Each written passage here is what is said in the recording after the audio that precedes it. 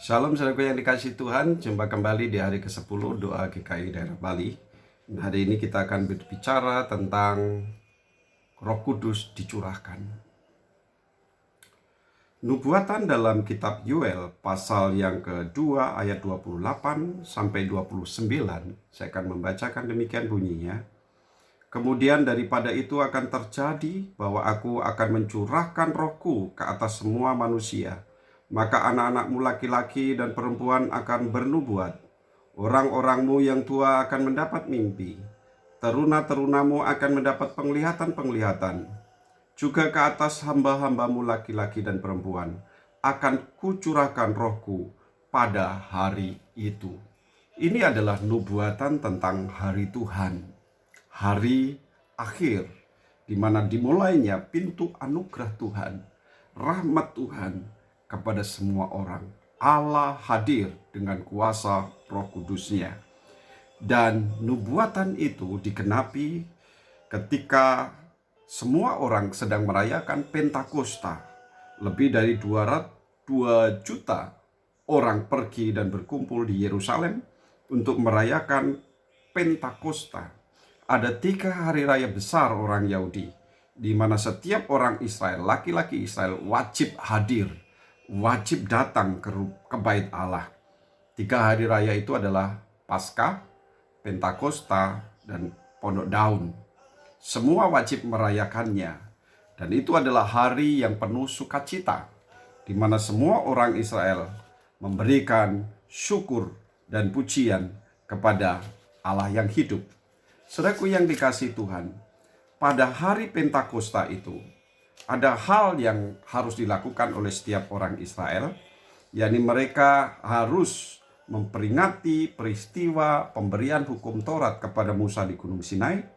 Dan itu juga Pentakosta sebagai tanda ucapan syukur atas tuaian yang mereka dapat. Biasanya mereka akan mempersembahkan homer pertama, yakni 360 liter gandum ke rumah Tuhan. Mereka juga harus membawa 2 ketul roti sebagai persembahan syukur kepada Tuhan. Semua orang bersyukur, semua orang memuji Allah, dan 2,5 juta orang yang berkumpul di Yerusalem itu diperkirakan bisa lebih dari itu. Mereka semua memuji Tuhan dan bersukacita. Di saat seperti itulah peristiwa nubuatan Yoel ini dinyatakan. Hari akhir, hari Tuhan itu mulai dimeteraikan dengan peristiwa dicurahkannya Roh Kudus atas para murid.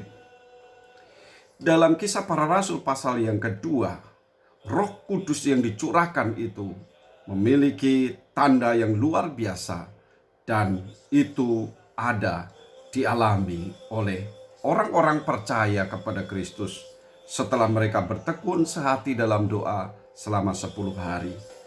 Kisah Para Rasul pasal yang kedua ayat 1-12 saya akan membacakan bagi saudara. Ketika tiba hari Pentakosta, semua orang percaya berkumpul di satu tempat. Tiba-tiba turunlah dari langit suatu bunyi seperti tiupan angin keras yang memenuhi seluruh rumah di mana mereka duduk. Dan tampaklah kepada mereka lidah-lidah seperti nyala api yang bertebaran dan hinggap pada mereka masing-masing. Maka penuhlah mereka dengan Roh Kudus. Lalu mereka mulai berkata-kata dalam bahasa-bahasa lain, seperti yang diberikan oleh Roh itu kepada mereka untuk mengatakannya. Waktu itu di Yerusalem diam orang-orang Yahudi yang saleh dari segala bangsa di bawah kolong langit. Ketika turun bunyi itu, berkerumunlah orang banyak. Mereka bingung karena mereka masing-masing mendengar rasul-rasul itu berkata-kata dalam bahasa mereka sendiri. Mereka semua tercengang-cengang dengan heran lalu berkata, "Bukankah mereka semua yang berkata-kata itu orang Galilea? Bagaimana mungkin kita masing-masing mendengar mereka berkata-kata dalam bahasa kita sendiri, yaitu bahasa yang kita pakai di negeri asal kita. Kita orang Partia, Media, Elam, penduduk Mesopotamia, Yudea, Kapadokia, Pontus dan Asia, Frigia dan Pamfilia, Mesir dan daerah-daerah Libya yang berdekatan dengan Kirene, pendatang-pendatang dari Roma, baik orang Yahudi maupun penganut agama Yahudi, orang Kreta dan orang Arab. Kita mendengar mereka berkata-kata dalam bahasa kita sendiri tentang perbuatan-perbuatan besar yang dilakukan Allah. Mereka semuanya tercengang-cengang dan sangat termangu-mangu sambil berkata seorang kepada yang lain, apakah artinya ini? Saudaraku yang dikasihi Tuhan, Pentakosta, di hari itu semua orang berkumpul dan bersuka cita karena Tuhan telah merahmati Israel dengan memberikan hukum Taurat kepada mereka. Penuaian telah mereka lakukan. Mereka mempersembahkan dengan syukur kepada Tuhan. 360 liter gandum dibawa kepada Tuhan dan ditambahkan 2 ketul roti. Saudaraku, sukacita yang tentunya ada di setiap orang yang datang ke Yerusalem mendadak dikagetkan dengan satu bunyi yang besar, seperti gempa bumi, angin yang besar, bertebaran lidah-lidah api di atas kepala para murid Yesus. Dan ini adalah fenomena yang tentunya maha dahsyat. Tetapi hal yang lebih dahsyat lagi adalah bahwa orang-orang Galilea itu, orang-orang yang dianggap bodoh, orang-orang yang tidak diperhitungkan karena mereka adalah orang-orang rendahan, tetapi tiba-tiba berbicara tentang perbuatan Allah yang besar yang terjadi atas Israel. Perbuatan-perbuatan besar yang dilakukan oleh Yesus Kristus. Dan mereka berbahasa dalam bahasa-bahasa setiap orang yang ada di situ. Tadi disebutkan, ada orang Partia, Media, Elam, Mesopotamia, Yudea, Kapadokia, Pontus, Asia, Frigia, Pamfilia, Mesir, Libya, Roma, Kreta, Arab, dan berbagai bangsa yang sedang berkumpul. Semua mendapat pesan masing-masing dari lidah para murid itu. Lidah mereka yang dikendalikan oleh kuasa Roh Kudus berbicara tentang perbuatan-perbuatan Allah yang besar. Ini adalah pemberitaan yang luar biasa. Dan ketika kita membaca dalam Kisah Para Rasul pasal yang kedua ayat 14 sampai ayatnya yang ke-40, maka kita dapati di situ khotbah Petrus yang luar biasa. Orang Galilea itu pertama memberitakan ada catatan penting, ada catatan historis bahwa Tuhan sudah pernah berjanji kepada Israel dan janjinya itu ditepati, dan janji itu dinyatakan melalui kehadiran Kristus. Tetapi Kristus yang disalibkan, tetapi yang bangkit kembali, di atas nama itulah kesaksian itu dibangun. Dan khotbah itu juga menantang para pendatang yang sedang merayakan Pentakosta itu, supaya mereka semua meresponi panggilan Allah dan bertobat, saudaraku. Jadi dari situ kita dapati bahwa Tuhan sedang bekerja dengan caranya yang luar biasa. Saudara bisa lihat peristiwa Pentakosta itu, peristiwa Roh Kudus dicurahkan itu telah membawa dampak yang luar biasa. Kira-kira 3.000 jiwa percaya kepada Kristus dari berbagai bangsa tadi. Kalau Roh Kudus dicurahkan atas gerejanya, maka yang terjadi adalah pertobatan. Maka yang terjadi adalah anugerah keselamatan dicurahkan. Maka yang terjadi adalah kesehatian orang untuk meminta kepada Tuhan supaya kuasa Tuhan dinyatakan.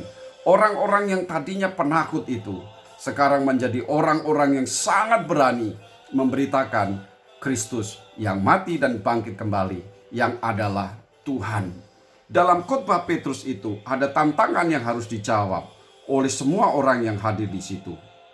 Dia mengatakan begini, jadi seluruh kaum Israel harus tahu dengan pasti bahwa Allah telah membuat Yesus yang kamu salibkan itu menjadi Tuhan dan Kristus.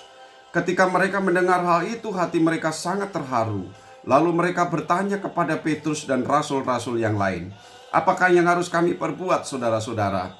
Jawab Petrus kepada mereka, bertobatlah dan hendaklah kamu masing-masing memberi dirimu dibaptis dalam nama Yesus Kristus untuk pengampunan dosamu, maka kamu akan menerima karunia Roh Kudus.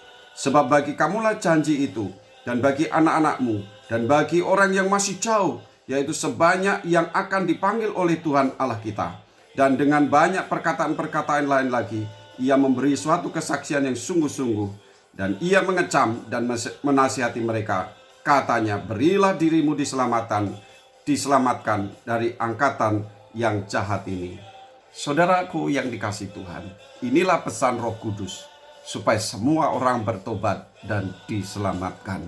Jadi inti pencurahan Roh Kudus itu bukan kepuasan religius kita, bukan kepuasan spiritual kita, tetapi Roh Kudus dicurahkan itu supaya kita semua mau menjadi saksi Kristus, berani menjadi saksi Kristus, dan kuasanya akan menyertai kita sehingga mujizat penyembuhan, tanda-tanda ajaib, dan kuasa-kuasa mujizat bisa dicurahkan atas semua orang sehingga banyak orang diselamatkan datang kepada Kristus.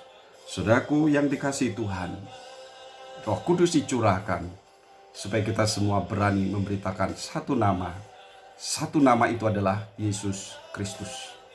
Oleh satu nama itu semua orang diselamatkan. Semua yang percaya diselamatkan. Oleh nama itu pula kita mendapat keselamatan. Karena itu kita sudah bersama-sama merenungkan dan bersama-sama telah belajar. Hanya Yesus juru selamat kita. Hanya Yesus pengudus kita. Hanya Yesus penyembuh kita. Dan hanya Yesus Raja yang akan datang seperti janjinya. Dia pergi naik ke surga, akan datang kembali. Seperti itulah kita akan melihat Tuhan datang di awan yang permai. Jadi seluruh rangkaian karya Roh Kudus di perayaan Pentakosta itu adalah memberi keberanian kepada para murid untuk memberitakan keselamatan kepada bangsa-bangsa. Dimulailah pada Pentakosta itu seluruh bangsa berkumpul di Yerusalem, dan seluruh bangsa itu telah mendengar kesaksian Yesus Kristus yang disalibkan itu dan bangkit kembali. Dialah Tuhan yang mau menyelamatkan. Karena itu pertobatan dinyatakan, pertobatan disampaikan, nasihat dan kecaman disampaikan supaya orang menerima keselamatan. Perhatikan efek dari dicurahkannya Roh Kudus itu. Dalam ayat 41 Kisah Para Rasul pasal 2, orang-orang yang menerima perkataan itu memberi diri dibaptis, dan pada hari itu jumlah mereka bertambah kira-kira 3.000 jiwa. Mereka bertekun dalam pengajaran rasul-rasul dan dalam persekutuan, dan mereka selalu berkumpul untuk memecahkan roti dan berdoa. Ada kebiasaan yang kemudian dibangun ketika Roh Kudus hadir di gereja. Bersekutu, belajar bersama akan firman Tuhan, dan berdoa sambil menikmati perjamuan Tuhan. Saudaraku yang dikasihi Tuhan, sekali lagi Badan Pengurus Daerah menghimbau kepada semua saudara, mari rayakan Pentakosta ini, tanda syukur kita. Tapi bukan hanya tanda syukur, mari mintakan Roh Kudus benar-benar berkuasa atas gereja kita, dicurahkan atas gereja, sehingga banyak orang dipulihkan. Kita semua boleh berani bersaksi, karena tugas itu diberikan kepada kita semua, kepada gereja, supaya Roh Kudus benar-benar nyata atas kita, bekerja di tengah-tengah kita. Saudaraku yang dikasihi Tuhan, mari kita bersyukur bersama dalam doa dan mengakhiri doa-doa kita sepanjang pekan ini. Kita berdoa. Bapa di surga, kami bersyukur, biarlah kasih karunia Tuhan limpah atas kami. Esok kami akan merayakan Pentakosta, memperingati pencurahan Roh Kudus-Mu atas para murid, atas gerejamu. Kami rindu bahwa pencurahan Roh Kudus juga terjadi atas kami semua. Memang Roh Kudus-Mu tinggal dalam diri kami ketika kami percaya kepada Kristus. Tetapi kami ingin bahwa Roh Kudus dicurahkan atas kami, sehingga kami semua berani bersaksi dan menyatakan kuasa Tuhan kepada dunia, kepada bangsa-bangsa. Terima kasih Tuhan, terima kasih. Kami sungguh bersyukur. Kami sungguh bersyukur. Mari Roh Kudus urapi kami semua, berkati kami semua. Biarlah kasih karunia Allah nyata atas kami. Kami rindu setiap kami mendapat kasih karunia daripada Tuhan. Haleluya. Saudara-saudaraku, akhirnya biarlah kasih karunia berkat Allah akan menyertai saudara, memberkati dan melindungi saudara, mencurahkan kuasa Roh Kudusnya atas saudara, sehingga saudara bersaksi akan cinta Tuhan, kasih Tuhan yang menyelamatkan. diberkatilah saudara, dipenuhilah saudara dengan kuasa Roh Kudus. Kasih karunia Allah menyertai saudara sekalian. Damai sejahtera dari Bapa, Putra, Roh Kudus menjadi bagianmu sampai selama-lamanya Yesus datang kembali. Amin. Saudaraku, biarlah doa kita di hari terakhir ini membawa kita semua ada dalam sukacita. Pada hari esok ketika kita merayakan Pentakosta, menjadi catatan penting, bukan perayaannya, tetapi apakah Roh Kudus mau tinggal di gereja kita?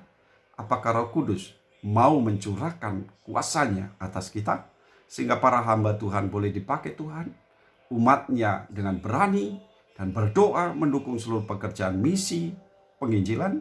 Biarlah kita semua mendukungnya dalam doa. Biarlah doa syafaat kita di hari terakhir ini membawa sukacita penuh di dalam gerejanya. Tuhan dimuliakan. Maranatha. Tuhan Yesus memberkati. Shalom.